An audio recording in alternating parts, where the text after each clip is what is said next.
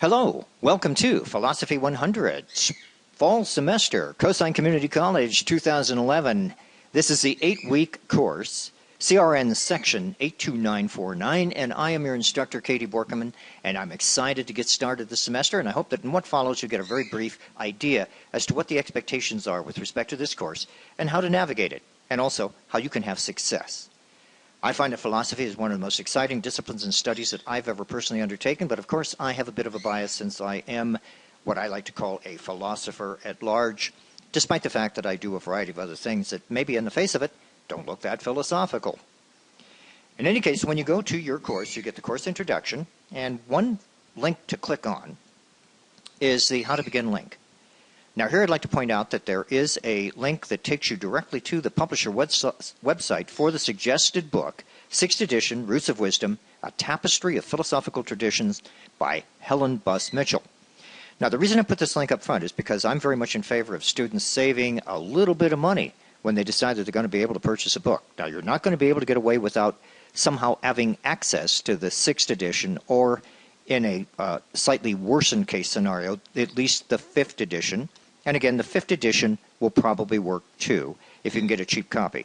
6th edition is the primary one that I'd like you to try to get a hold of, however, and it's the one that we recommended to the bookstore at Coastline Community College to have as an offering for you, the student. But if you take a look at this little link, you can go to the Cengage Brain website. Sounds like a kind of an intimidating and daunting place to go. And take a look at what it costs for an ebook. A lot less expensive than the suggested retail price of the product itself at $145. So 81 bucks is looking pretty good. And then you can also get e-chapters, and you can also even rent the book. I've had some students who actually claim that that is a more cost-effective way of acquiring textbooks. So it's up to you to determine just exactly how you want to get the book. But again, 6th edition, that's the preference. However, the 5th edition, if you can get it cheaply, should work as well. You'll have quizzes that you'll have to accomplish periodically.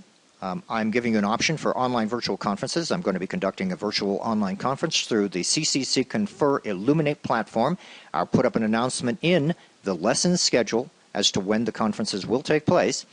They're not required, they're optional, but I'm going to be online and available to you at least once a week, so that if you have any particular questions about the course, about the content, about the navigation, some other problems that might arise, you'll be able to contact me in real time synchronously. What course would be worth its weight without a midterm and a final? Of course, you're going to have one, and the midterm is going to be based upon the first chapters we discuss, the first half of the semester, the final on the latter chapters that we'll be discussing. You're required to do discussion forums, and because of the fact that this is a somewhat compact course, you will be required to do those discussion forums twice a week. The rule of thumb is to complete your discussion forums by midnight of each Sunday. So that's 2 forums a week based upon the sequence of chapters that are all related to the textbook, Roots of Wisdom. There is a paper that is required, and this is probably one of the chief events that you need to be really prepared for. It is very typical for all of us, myself included, to kind of put things like that off to the bitter end. But it's a good idea for you to start getting a feel for what you might want to write about.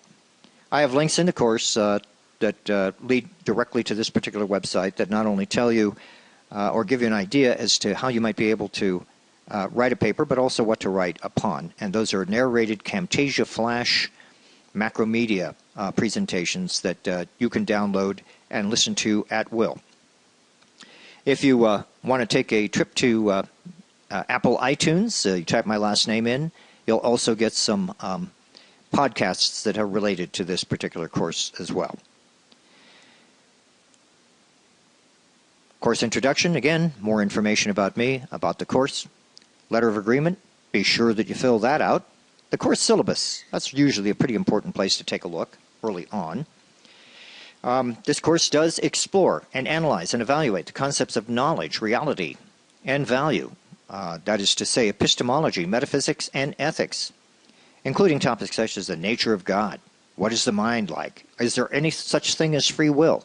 What is personal identity? And what ultimately is the meaning of life? And moreover, really, how can you lead a happy life as a human being? I'd like you to develop your critical thinking skills and techniques with respect to your own sense of philosophical awareness. And moreover, it's really important to apply in daily life the terminology and concepts you'll be learning.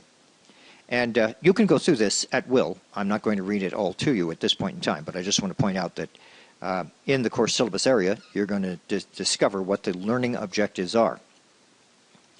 When you actually sit down to write your paper, these are the performance standards for writing. An A-range paper is considered to be an outstanding paper, and the thing I want to caution you about is that while I'm only expecting you to do a 5-page, double-spaced, typewritten paper with no specific guidelines about how many references you need or anything like that. But, of course, I do expect, and all of your other instructors would expect, that you do original work. We know from past experience that there are times when students copy and paste from Wikipedia and the Internet. We pick that up with an application called Turnitin.com. Some of you may be familiar with it. And anything that's in excess of 20% of copied material in a 5-page paper is probably suspicious. And certainly if there are no quotations, it's even more suspicious. So whatever guidelines like the MLA style sheet or APA that you're already familiar with and the writing of a composition or essay, that is fine with me. But again, if you want to find out what paper topics are, you'll go to that particular website. Or you can go to my own website here, and you'll also be given some information about how to do a paper and how to find other resources that are relevant to the study of philosophy. The assignments, I hope, are pretty straightforward. 2 forums per week, and you basically are talking about 1 chapter every 2 weeks, since it is a compressed format course. Hopefully all of that will be fairly straightforward. If you want to study for the midterm, one of the best places to go is, of course, your book and also the quizzes. But I think if we go back to the How to Begin section, and you go back here to Roots of Wisdom, you will find that not only is there information more about the book, but there are some places also that you can go, such as the Online Learning Center, that will take you to sample essay questions and, most importantly, multiple choice and true-false quizzes. You can take these anytime you want. The one thing that you don't need to do is email me the results, because by the time you complete the quiz as a kind of a practice modality, you're given an opportunity to be able to send it off somewhere. I would recommend that you send it off to yourself and just look at the results. The quizzes that are relevant to this particular course are actually embedded in the course, and they are based, by the way, upon the material not only from your book, Roots of Wisdom, but also from this companion website. So the more you go to that companion website, the more likely it is you'll do pretty well in the course. We have an FAQ, frequently asked questions section here. I keep adding aspects to the FAQs as time progresses, as I learn more from the students what their problems are and what they found successful or not. And certainly one more important aspect of FAQs is how you access the virtual library, how you write a paper, how often and when you should respond, and in what way you should respond in a forum. For those of you already familiar with Coastline classes on Seaport, you'll know that they're course lessons area and a lesson schedule area, and they kind of interconnect with each other. But it's principally here in the course lesson area that you're going to get the substance of the course.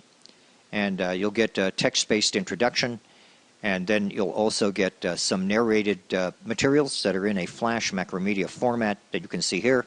You simply click on the links in order to learn a little bit more.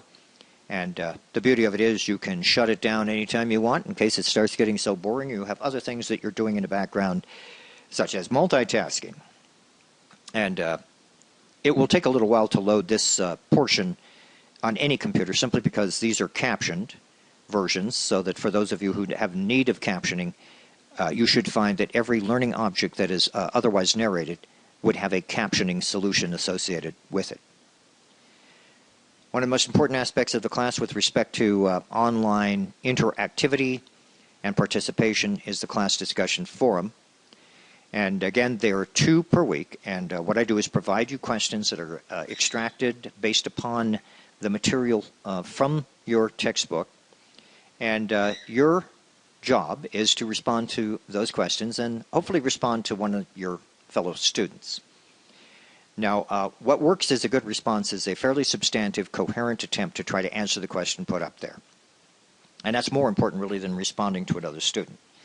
But I would like to encourage dialogue with you, amongst you, with each other, so that we can actually generate something like a full-fledged, robust online course. I will grade those forms. They're worth about 5 points apiece on a basis of what I perceive to be your attempt at reasonably trying to answer the questions based upon your newfound understanding of philosophy or based upon any experience that you yourself have had as a wise student already of philosophy. Quiz and exam information should be fairly straightforward. Click on that, which takes you actually to another link as well that actually shows you all the quizzes and exams that will be required for the course. In most instances, they are auto-graded to multiple choice, true, false. But when you come to the midterm and the final exam, I do have a couple of essay questions which I have to intervene and grade. So, like for example, with Chapter 1, you take that quiz and you should get immediate results, and you'll always, therefore, be aware of what your standing is in the course. You can check your scores at any point in time. Take a look at the important phone number area. These are mostly for the Distance Learning Department of Coastline Community College, but my phone number is also on there, as it is in the opening page. I prefer you to email me. I'm pretty much on email about 18 hours a day, and I have several different accounts. I'm sure many of you are in the same situation. I tend to respond within an hour or two. Usually it's no longer than a day of delay time. So that is a preferred method, unless you have some mechanical problem with logging into the course they just can't solve.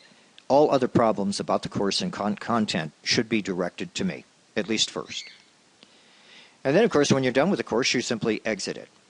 So the most important thing to take away from this little presentation is that you need to take some responsibility for developing a time schedule such that you're able to accomplish the responses for 2 forms per week. Since it's an 8-week course, it's going to go pretty quickly, so you should actually start thinking about a paper topic based upon the information I provided there. Another solution to the paper topic, by the way, would be to pick out a good movie like Matrix or some other philosophical movie and actually write a little bit about it by picking out some important philosophical, ethical, metaphysical issues. I have a couple of examples of how to do that I'll be posting up in the course so you can kind of see what I'm talking about there.